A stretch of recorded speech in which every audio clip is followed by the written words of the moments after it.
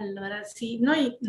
ci troviamo, io ho avuto modo di discutere col mondo dei professionisti negli ultimi mesi, ma anche durante la pandemia, di quali fossero le priorità per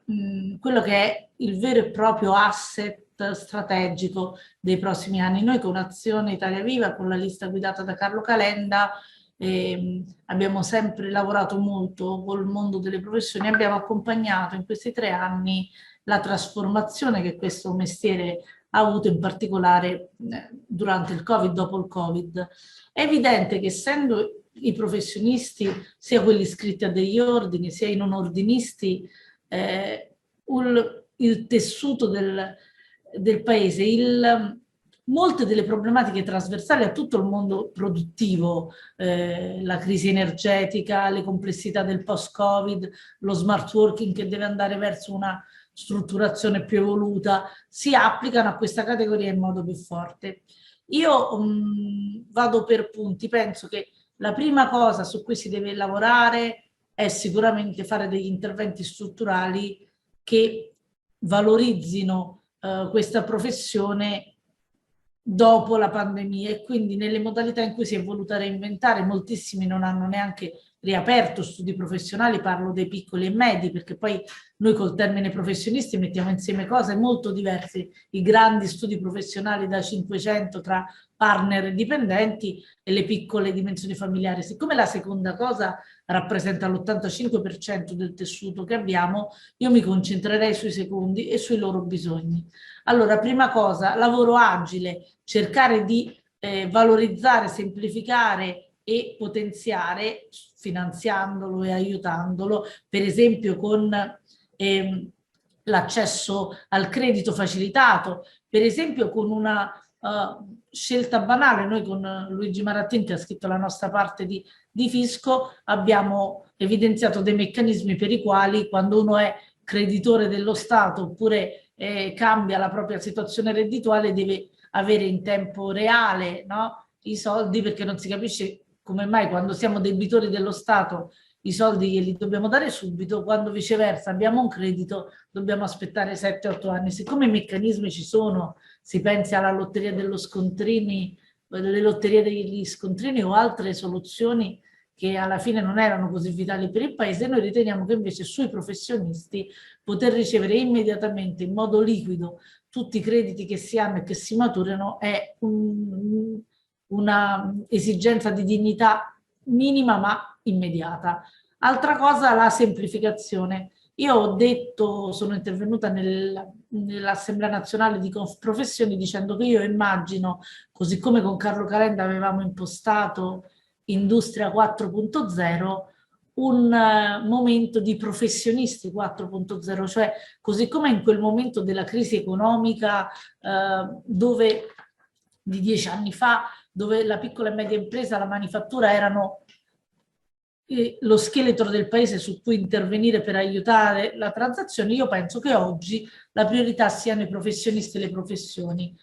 In che cosa si deve spiegare questo Professioni 4.0? Nel dare ai professionisti la stessa opportunità che è stata data alle piccole e medie imprese che a tutt'oggi usufruiscono dei benefici di Industria 4.0, così come alle imprese agricole, ovvero un unico strumento per avere finanziamenti, fondi e risorse, perché uno dei principali problemi dei professionisti è non avere facilità e tempo da perdere nella ricerca di sostegni e soluzioni, e quindi inventare un modo semplice, senza bandi, senza graduatorie, per le quali se un professionista fa gli interventi che sono elencati, automaticamente riceve le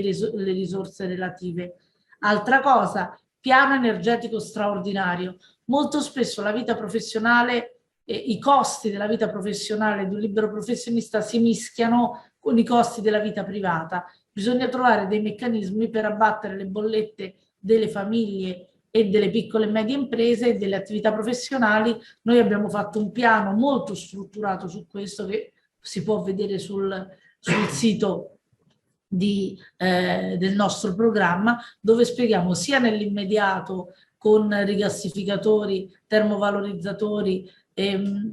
utilizzo delle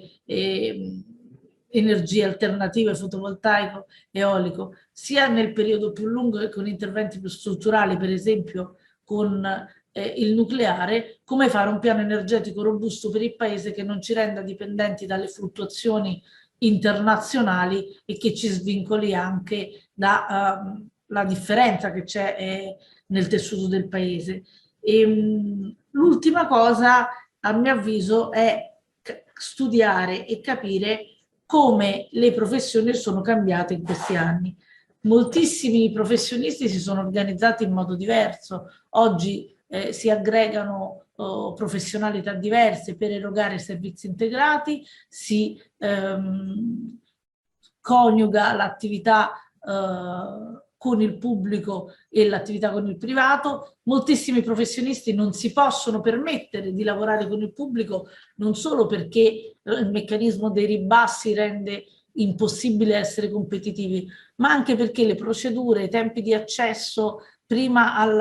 all'incarico e poi dopo alla remunerazione è lunghissimo. Anche su questo, come abbiamo già fatto dove abbiamo governato e quando l'abbiamo fatto, noi cercheremo di semplificare le procedure. Insomma, la nostra idea è questa: noi siamo una civiltà che nasce 2000 anni fa e che è sicuramente dal punto di vista del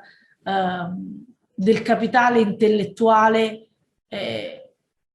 non ha pari al mondo. Siamo assolutamente, se dovessimo dire qual è, no, il nostro oro, il nostro petrolio, è diciamo, la capacità di elaborazione di intelligenza umana. Eppure, insomma, pensiamo agli architetti che hanno fatto la storia delle grandi capitali del mondo, o ai nostri giuristi che dall'antica Roma a oggi hanno dettato. Eppure non riusciamo a valorizzare e vendere questo capitale umano come dovremmo. Ecco, questa è la grande sfida per noi. Io vengo da quell'esperienza, è un mondo che conosco molto bene, ma anche da legislatore regionale prima e nazionale poi. Voglio rappresentare questo punto di vista dentro le istituzioni e sarò, come sono stata in questi anni da consigliera regionale e da portavoce nazionale di Azione,